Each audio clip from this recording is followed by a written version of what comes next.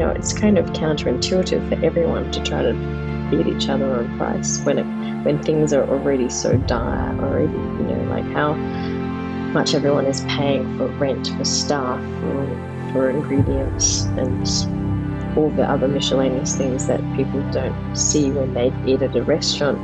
So, and so we kind of went the reverse. We're like, fuck this. We're not going to go cheaper. We're going to go really expensive, and we're going to use really fucking great stuff. This is the Deep in the Weeds podcast. I'm Anthony Huckstep. Some people are born for hospitality. Growing up in family-run restaurants, living and breathing the day-to-day operations can have a lasting impact on those continuing in their parents' footsteps. Many restaurants in Australia are intergenerational, family-run venues over many decades and have become the foundation of the culinary landscape we know and love. After the toughest year the industry has ever faced, what impact will this have on these iconic family-run venues? Palisa Anderson is a second-generation restaurateur of Chat Thai, Boon Café, and a first-generation farmer of Boon Luck Farm. Palisa, I couldn't list all of the venues you have, but you've got an amazing stable there in the family. Yeah, thank you. Yeah, they keep expanding and contracting with the times, I guess. What was it like growing up in a family that ran, one of the most influential restaurants in Australia? What was it like as a kid growing up in that environment? Well, I guess I didn't know any better, so it was just normal for me, to be working on the weekends alongside my mother, learning how to, be a dishy at the age of 9. So like all the other kind of things that you just mentioned, like, being influential, I don't think we never thought of ourselves like that. We were just immigrants making do, really. You left the industry. You've not always worked in it, and studied international studies and sports biomechanics. Can you tell us about that period of time? Because there was a big gap where you weren't in restaurants. It's funny, right? So even though I wasn't, I kind of still was, because I, despite kind of trying to escape and, living in 3 different continents and trying to have other careers, my mother would just kind of niggling kind of thing about being able to draw me back in, even though I kind of wanted to just keep my distance, really, because I grew up and it was a family business. My mother was on the stoves. We were running around filling in when there was no staff.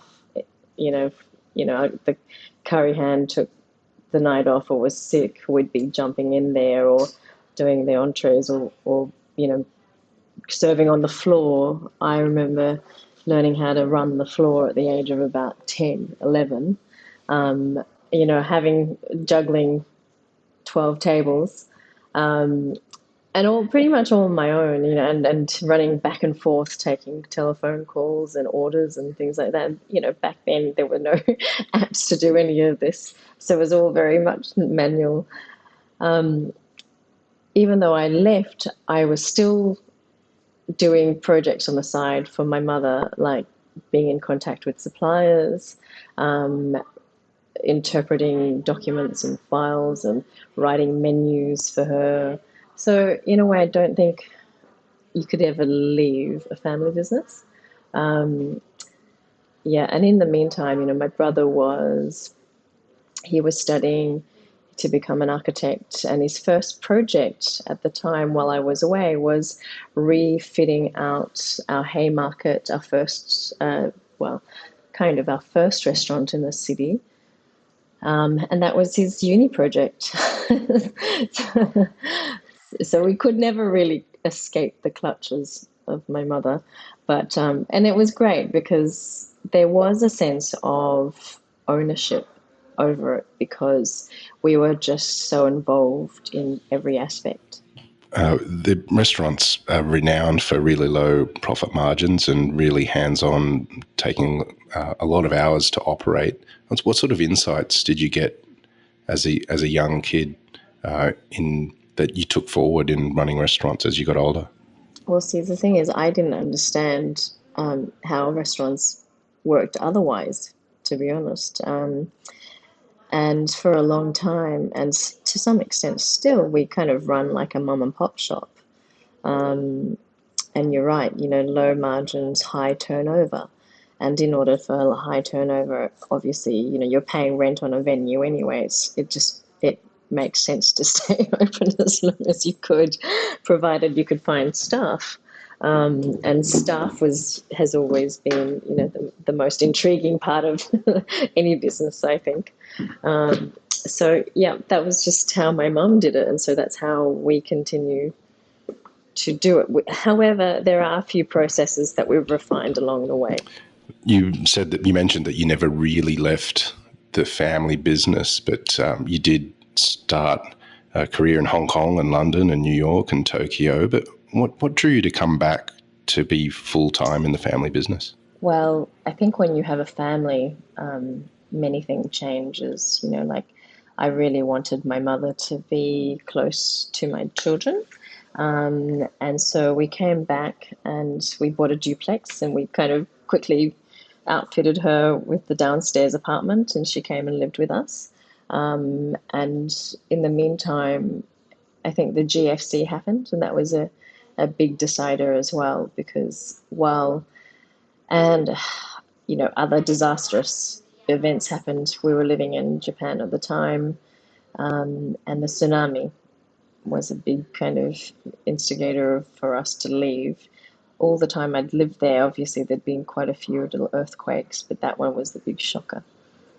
So we came with we had our second child in Australia, and in that kind of 3 months of me having my second child back in Australia, we just thought we'd stay because it seemed like a really good place to raise children. It's funny because I grew up in Mossman, and we can talk a little bit about that. We were the first Asians, pretty much the first Asian kids in our neighborhood, and my mother, being the flamboyant restaurateur that she was, used to bring us all sorts of really interesting things for lunch, which we were gawked and gaped at. But funnily enough, when we moved back, guess where we moved? Back into Vanilla Town, which is fantastic for raising children. It's safe is the tagline.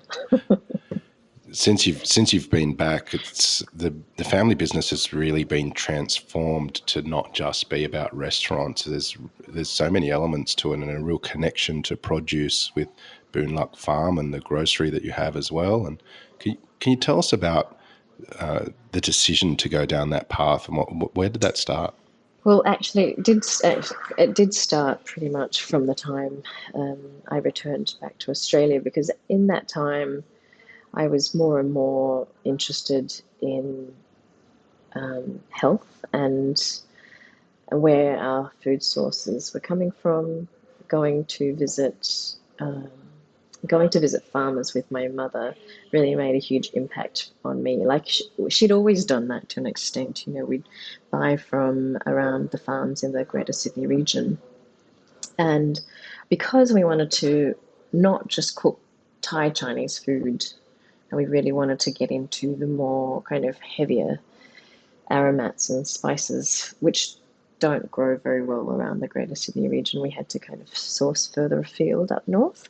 Um, so in going to farms all around far north Queensland, in going up to Darwin and the Northern Territory, we just saw how close it really was to resembling what we could access from Thailand. In Thailand, we weren't importing a lot of stuff at that stage even, but we were just cooking to suit what was available already here. And for my mother, who, being part of quite a large Thai diaspora here in Sydney, she just wanted to cook food that she was missing from home. That whole idea of nostalgia really kind of, and that actually carried the essence of the menu more than actually margins or anything, or making money, to be honest, because for my mother, her restaurants it was her lifestyle. And now I totally understand that, because when people say, oh, don't you work on Sundays? I said, yeah, we work every day. I don't remember ever having you work on Christmas Day? Yes, of course we work Christmas Day. um, but I don't ever think I'm living for my next holiday, which I felt when I was working in corporate. And I always thought, yeah, people who work in offices in fields that are not hands-on and creative, they do. That's how they live. They live for their next holiday. And I don't, I never really understood that, because if you're not enjoying what you're doing day to day, like why are you doing it? But in hospo, people, as much as we grumble about being tired and it's a very unhealthy lifestyle and whatnot, it's just the excitement of it, I think, that keeps people in. On the flip side, I really wanted to turn that around and actually make it healthier. And so the food seemed an obvious place to start. Australia's culinary landscape is so rich and beautiful because of the waves of migration from so many countries that brought their cuisine here. But there's always been challenges in delivering that to a Western style market, and sometimes doing dishes that aren't perhaps as traditional, or that society might accept easier. Has there been challenges with that for your restaurants over the last couple of generations? Oh, yes. I think when you ask that question, it's more of a statement, isn't it? Look, I'm not going to. Actually, yes, I'm going to call you out. I think. Do you remember? I'm not sure if you remember a couple of years ago. I'm not sure. Did I write you an email about the whole notion of cheap eats? Because all our restaurant life, we've always been put on the cheap eats list. And look, to be honest, in the beginning, my mother was just pleased as punch to be on any list, and to get any kind of recognition in a very pretty much a white Australia, because we knew that recognition was sidelined to that portion of our customers, but the customers that we were getting were very much ethnic. We were accommodating the Thai diaspora here, and then by them coming, we got the Chinese, the Malays, the Singaporeans, because Thai food is really it's a cross-cultural food as well. When you talk about as Australian food being a cross-cultural dining kind of place, it when you go to a place like Thailand and you pick out certain regions and you think, so all my understanding about Thai food is completely null and void. And that's been kind of even more apparent recently when I've been watching Flavor Origins, because all these things that any nation claims to be of their nation, and it's like the pride that they have around that this is their regional food. And then you go somewhere and they eat something really similar and you go, fuck, actually, my myth is completely dispelled, because all this time I thought this was just particular to here. Well, it kind of isn't. Because someone somewhere has done it already too. You're right. There's been a real changing. Well, there needs to be a change in the food media side of thing, and the perception of certain types of restaurants in this country. Has that been challenging, having a Thai restaurant and trying to deliver what you want in this market? Yeah, well, again, it's all so much as about it. This is all about price point and what people expect to pay for a Thai dish versus an Italian one or whatever. And part of it is because it's a stereotype that has and which we're kind of guilty of as well. Here we are having meetings, our staff meetings, about how to draw back more of our Thai diners who have this perception that we are actually expensive. It's all about perspective, right? because we're in an area in Haymarket. One of our kind of main restaurants is in Haymarket, where there's so many other Thai restaurants trying to price, like, beat us on price point. There's And quality wise, I don't know because I don't eat at them, but I know our processes, and I know, what it costs to produce something like this. So it makes, it's kind of counterintuitive for everyone to try to beat each other on price when things are already so dire already, like how much everyone is paying for rent, for staff, for ingredients, and all the other miscellaneous things that people don't see when they eat at a restaurant. So, and so we kind of went the reverse. We're like, fuck this. We're not going to go cheaper. We're going to go really expensive, and we're going to use really fucking great stuff. And and surely people will see the merit in that. You decided to raise the bar and use the best quality ingredients possible and set a new standard in Thai cuisine. What were the challenges involved in that? Again, I think I have to go back and say, I don't think we were trying to set the bar or anything. We just wanted to use things that we actually wanted to eat. And that involved not having, using frozen imported seafood. We use only Australian prawns and only Australian line caught snapper. We didn't want to go down the whole, frozen fish route, or and then at the time we were already planning on starting our own farm. And where that was going to be, I think initially my mum thought, well, we'll go up. There was a farm in Humpty Doo, in the Northern Territory. Yeah, I know. And we calculated, well, Northern Territories, it's a good 7 hours or 6.5 hours from Sydney. It's a bit far. And all the ingredients at that time that we were sourcing from up there were being flown down, which didn't seem very sustainable to us. I mean, both financially and environmentally. And we just happened to be holidaying with our family in Byron, and I met up with one of my favourite growers, actually two of them, Kenrick and John Piccone, who we kind of kept asking them to grow more stuff for us because we knew that there was a truck that we could, there was trucks coming down. Anything further south than around Cairns, we're all coming down by truck. And so we'd gone to a lot of the farms up there, and it was pretty dry.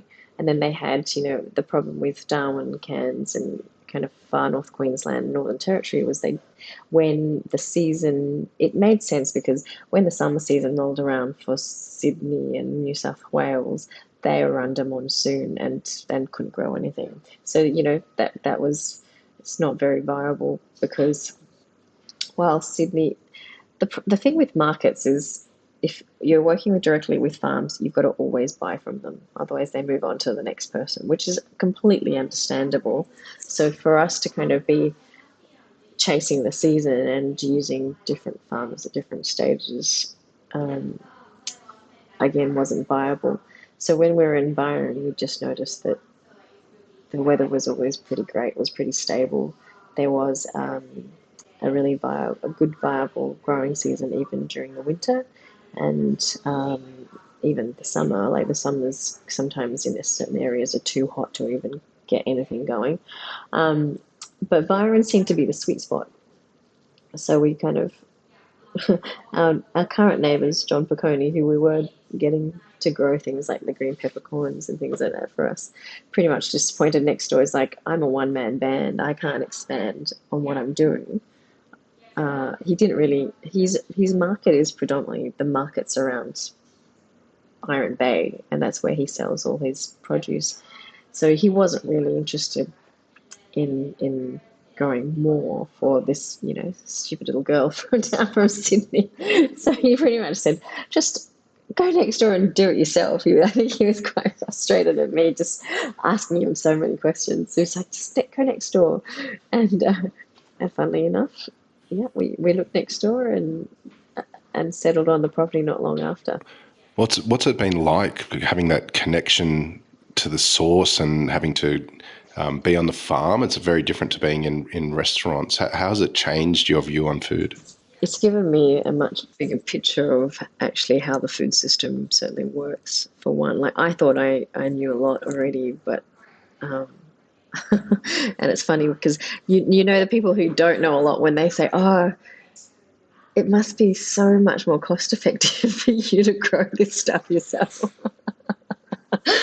And then that's when I say just nod and just now, in the beginning I used to get into very heated conversations about that. But now yeah, I think people don't have a real understanding of actually the cost of growing food. You have the Grocer in Sydney as well, as part of Boon Café. What's it been like running that side of the business? What are the challenges involved in that sort of fresh food market? I think first of all, we're really lucky in that we already had a connection with a lot of our other the Thai restaurant community and other restaurant community that exists in kind of this kind of central Sydney area. So we were already sourcing for ourselves directly, and then we were just trying to get scale. So in order to get scale, you can try to beat down the prices of the farmers. This is not a habit I try to get into anymore because I know how much farmers make. And scale, a lot of the times, actually just has jack shit to do with it, really. Sometimes it costs more to actually grow more rather than less. Yeah. Yeah. So now that's not a dispute I try to get into. So we like to understand the groceries business was a complete new kettle of fish, because what it did give us was, while we had a perceived understanding of what the consumer at a restaurant is like, on a retail level, it really gave us an understanding of what people actually wanted, and what people want is not sometimes what, I mean, the media has a huge part to play in this, and so do farmers and growers and food educators and all that. But there's a huge disconnect. There really is, about what people say they want, people altruistically think that they should want, but that then actually, on the flip side, what they actually do want. Can you give us an idea of some of the things that you're growing on the farm that perhaps you didn't have access to previously that have become part of what you do, what you serve in the restaurants as well? Yeah, so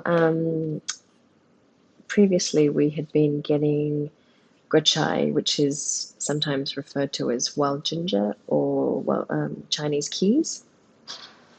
It's a rhizome, and it's in the ginger family. It's quite pungent, but it's more of an arrow. It's, rather than being spicy, it's actually a beautiful kind of woody, earthy top note, which is great in curries. And julienne, finally, we stir fry that with a chili and garlic paste, for a dish that we call pacha, which we make with um, uh, we make it with sometimes we make it with jewfish, but it's a dumpling. It's like a fishbowl, and yeah, it's delicious. And so the base of it is grachai, um, chili, garlic, shallots, which is then pounded and then stir fried with the grachai and finished with makrut lime leaves. And again, makrut lime leaves is something that we put in very quickly when we realized that there was a shortage of makrut lime leaves, because last year from Queensland we were not able to bring in any, due to, I think they had green blight and canker, um, which is a disease which they wanted not to spread through New South Wales. So no citrus was allowed in, which drove up the price of makrut from $60 a kilo. In actually $60 is actually cheap, because that's at the height of the season. It can actually go up to 200, but last year it went up to about $260 a kilo.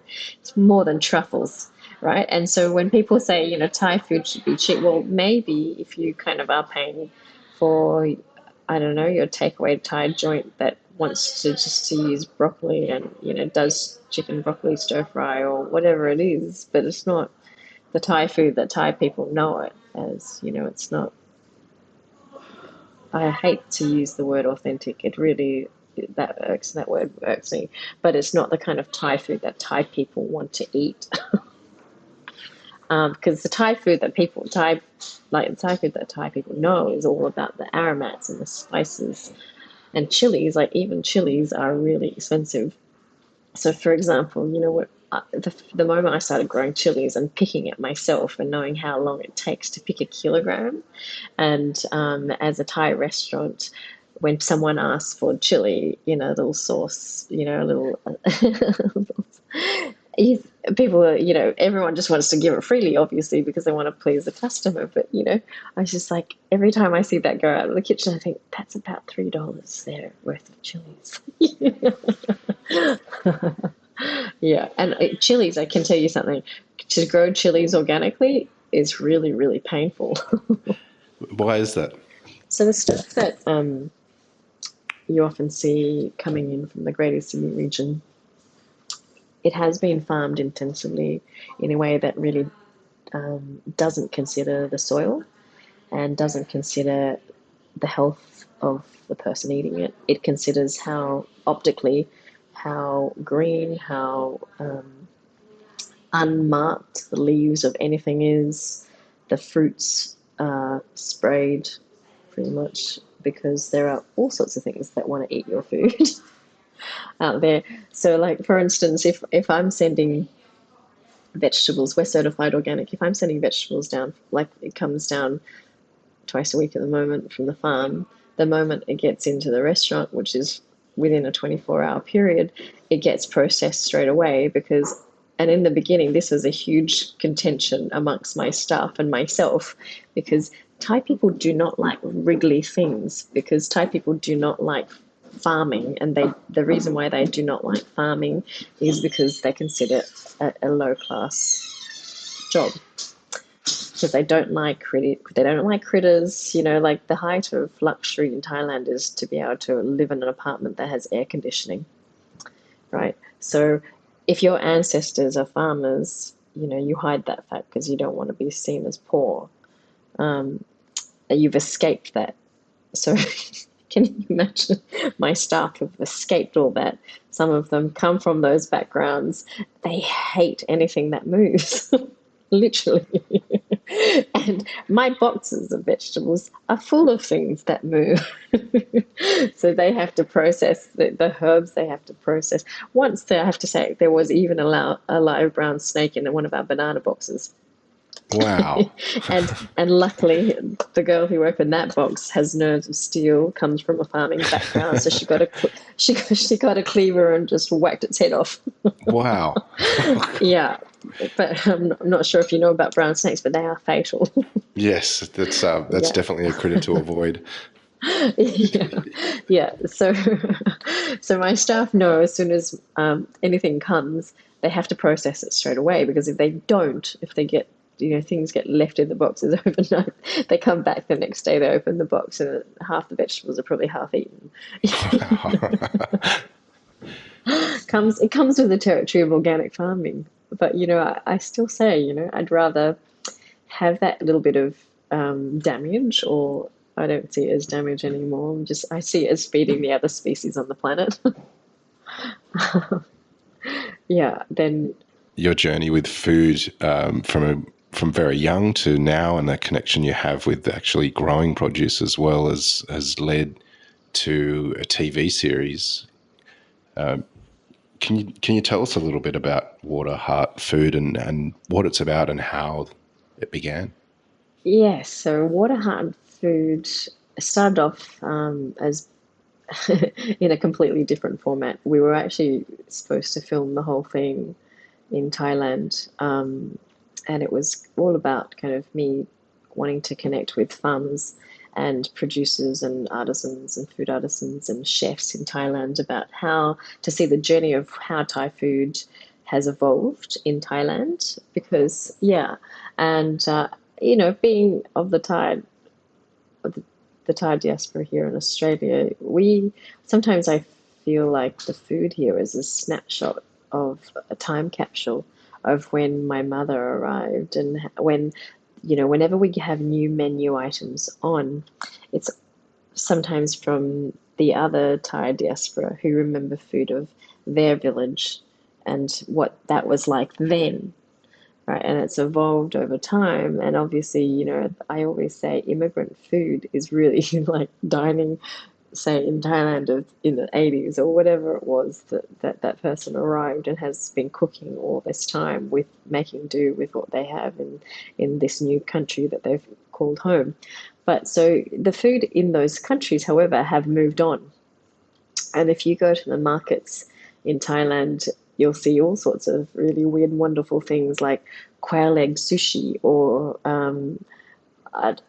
kind of fermented fish sushi, and how things adapt by being kind of trends brought in, but adapt to localized flavors, which is the same story for anywhere, really, right? Um, so the show was kind of going to be about that, and I'd lined up some incredible talent, including our own Tomo, and we were going to showcase his new restaurant, and we were going to film with some of his proteges who've gone on to do some incredible restaurants in Thailand as well. Now that wasn't to be in 2020, so we reformulated, and because I have spent a lot of time growing and producing for other restaurants, not just Chat Thai and our own restaurants, but for other people as well. We decided to kind of draw on that experience and flip really the concept of the show to being about what's happening in Australia, or actually what's happening in New South Wales, to be particular. And sadly, we kind of really could only focus on the two regions at the moment, where we did Sydney and we did the Northern Rivers. But it turned out to be a great little show, I think. What was the experience like actually filming it? Was it different to what you expected? I didn't have any expectations, I don't think, coming into it, except that I wanted to talk about food in the way that people who are in food actually talk about it. And I didn't want to dumb down anything. I didn't want to I wanted to make it accessible, and I wanted to make it appealing. However, I wanted to, talk about the humble peanut, and how, like in the first episode with Pete, how he's using peanuts as if it was a luxury item, which to me and to him it is. And how, actually, um, the future really at the moment, with all things considered, is local, and it really should focus on the local. And I guess people who I've worked with have always been doing that for a long time, not just now. So really, I really wanted to highlight their amazing work and how they've adapted and changed, and been really kind of trendsetters of the food scene in Australia from way back when I was a kid, and currently too. You mentioned how the pandemic affected the idea of the show and also the execution, and it went in a different direction. But your family has had restaurants for 3 decades. What sort of impact has this year had on all the different restaurants and offerings that you have? Well, for the first for the first time, I think everyone can say in unison, we honestly, with the constant changing rules and regulations, we just had to make calls really as fast as we could, and everyone was bleeding money. And I feel that if I don't know, if you didn't have a treasure, kind of a war chest to deal with it, that's when I think a lot of people really struggled. And we certainly, already the economy pre-COVID had started to slow down already. And we were feeling it right from the beginning when the first few cases in China were happening, because it wasn't just the Chinese restaurants, it was all the restaurants in Chinatown and around Chinatown that were being avoided. And, the demonization of ethnic restaurants being harbingers of disease or whatever really were really stereotyped. However, I understand people do things out of fear, and we just had to kind of stay on course and just maintain what we have always done. So, in a way, we were lucky because we've always had a takeaway business. We just had to amp that up. We had to shut down our dine-in services, and from a restaurant that used to close at 2 or 3 a.m. in the morning on the weekends, we were closing at 10. And for a while, it was really touch and go for many of our locations. But having your eggs spread in many baskets helps, because we had 3 of our chat ties outside of the Sydney, the CBD area, and they were the ones that really kind of kept us afloat and going. Yeah, and that's why we decided at the time to look at another location, because we didn't know, and we still kind of don't know how long this is going to go on for. So we found Neutral Bay, and we were going to initially operate that only as a dark kitchen to service a lot of people who were not coming into the CBD to work anymore, and were staying at home. Yeah, but we didn't actually. We found a really great location. It was perfect, and we renovated the kitchen really quickly, opened that up, and then slowly, as we opened it up, we were actually allowed dine-in. So we slowly kind of did a fit out for the dine-in area as well, and now it's really actually doing really well. Has there been some changes that you've implemented that you'll take forward out of this experience for the group? I would love to say, I just had a meeting about this, I would love to say that we'll stay on a shrunken menu, because actually it's much more efficient. But I'm not sure. I'm not sure if you're familiar with my restaurant at all. But my mother, my wonderful mother, has always said, she wants someone to come to our restaurant and find something to eat. I'm like, yes, Mum, but it'll take them an hour to find what they want to eat. Because the menu is like, and the older you are, the harder you have.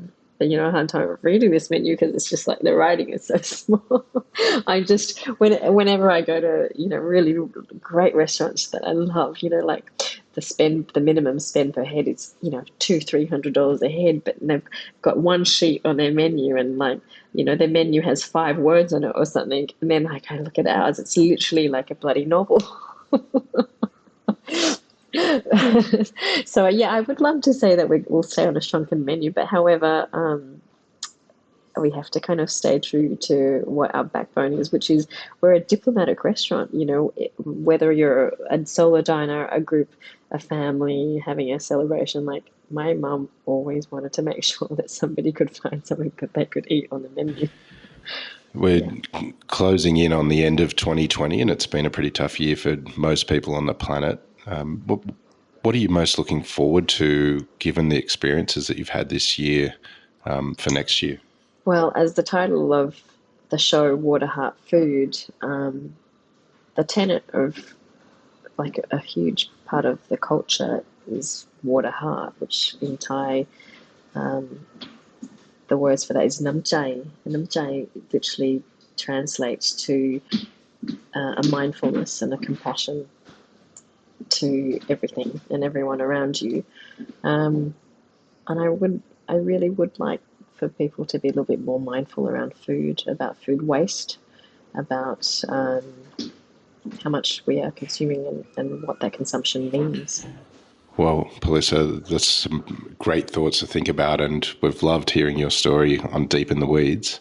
Thank you for joining us. Please keep in touch, and we'll talk again soon. Thanks very much, Huck. It was a pleasure. This is the Deep in the Weeds podcast. I'm Anthony Huckstep. Stay tuned as we share the stories of Australia's hospo community, suppliers and producers in search of hope during this pandemic. Special thanks to executive producer Rob Locke for making this all happen. Follow us on Instagram at Deep in the Weeds Podcast, or email us at podcast@deepintheweeds.com.au. Stay safe and be well.